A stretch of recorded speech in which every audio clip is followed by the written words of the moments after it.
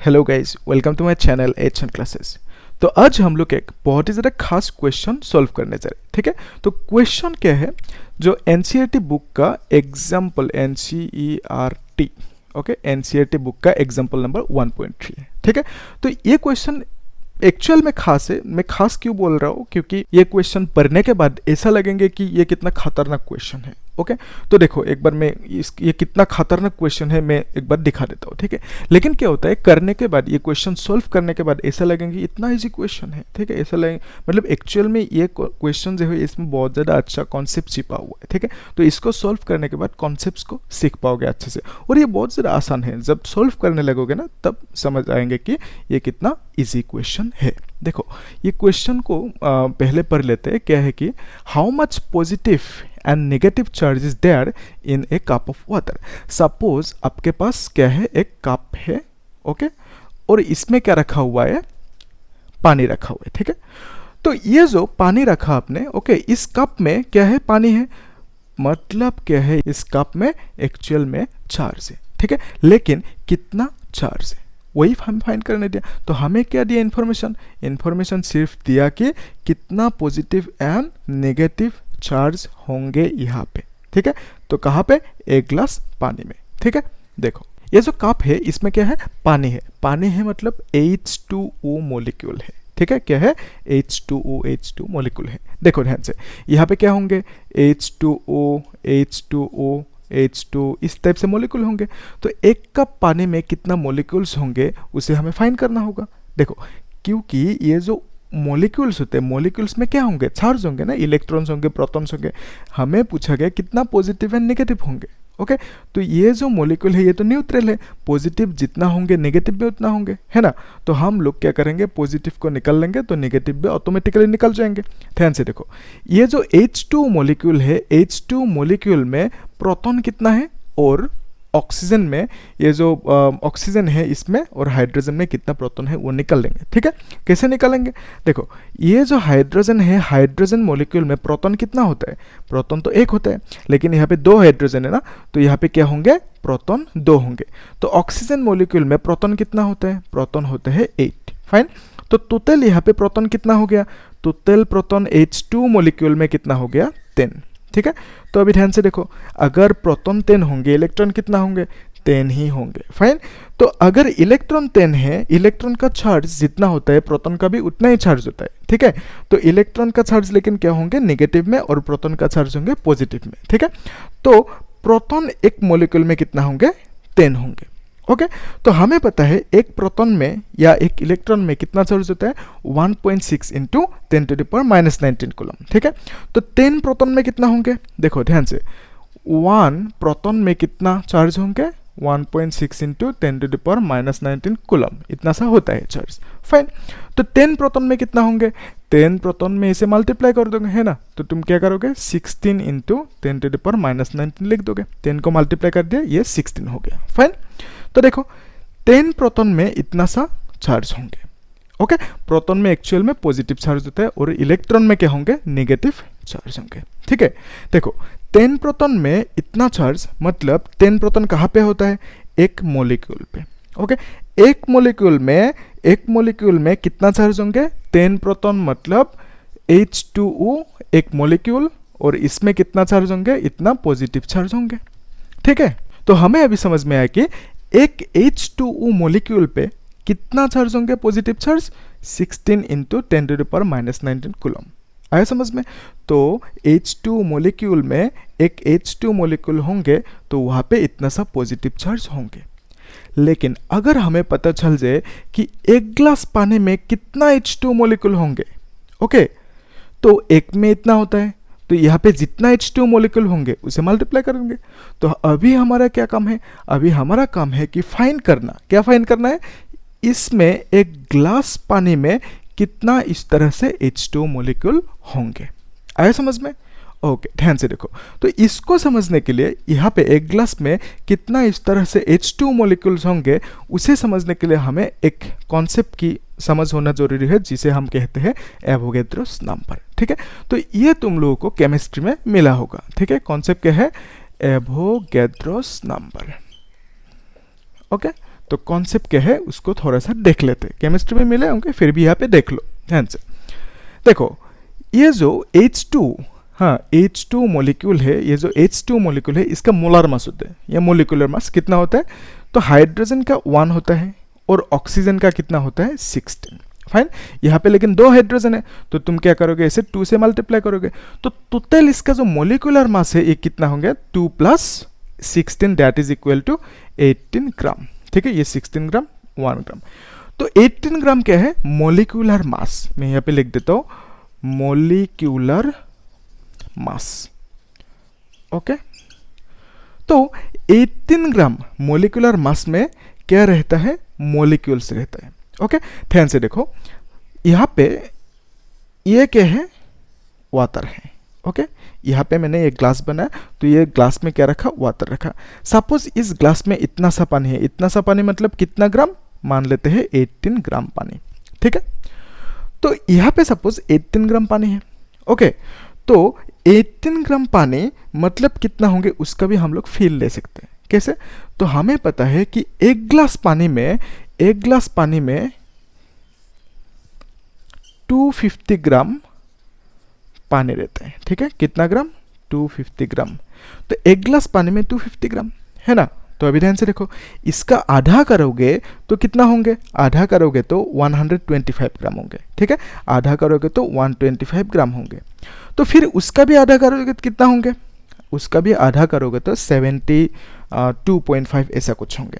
उसका भी आधा करोगे तो 35 लगभग मान सकते हो। उसका भी आधा करोगे तो तुम अप्रोक्सीमेटली 18 मान सकते हो।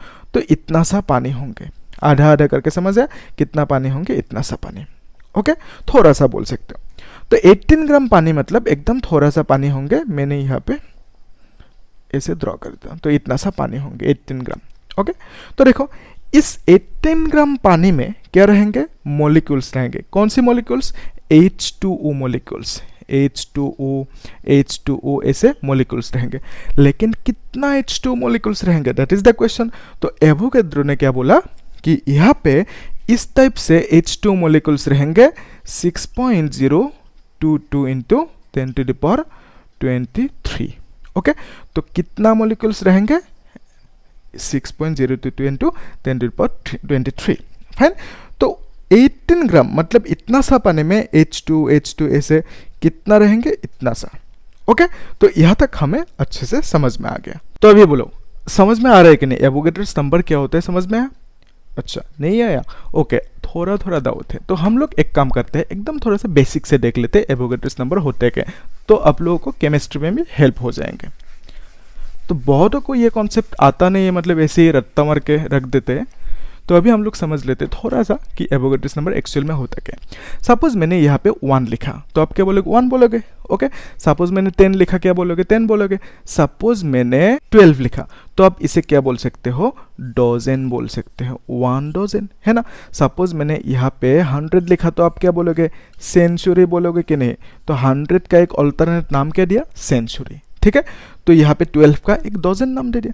सपोज मैंने बोल दिया 6.02 इंटू 10⁻23, तो इसे आप क्या नाम दोगे, Avogadro's number. Okay, Avogadro's number आया समझ में। तो ये नंबर क्या है एक्चुअल में, एक नामकरण बोल सकते हो, जैसे एक डोजेन 12 का नाम दे दिया। ओके, तो इतना सा अमाउंट का नाम कितना हो, क्या होंगे, एवोगैड्रोस नंबर। ठीक है, तो ये नंबर क्या है हमने समझ लिया, लेकिन इसको यूज कहाँ पे करना है उसे भी हमने अभी अभी समझा था। ठीक है, तो फिर भी अगर नहीं समझ में आया तो मैं यहाँ पे एक बार और समझा देता हूँ। ठीक है,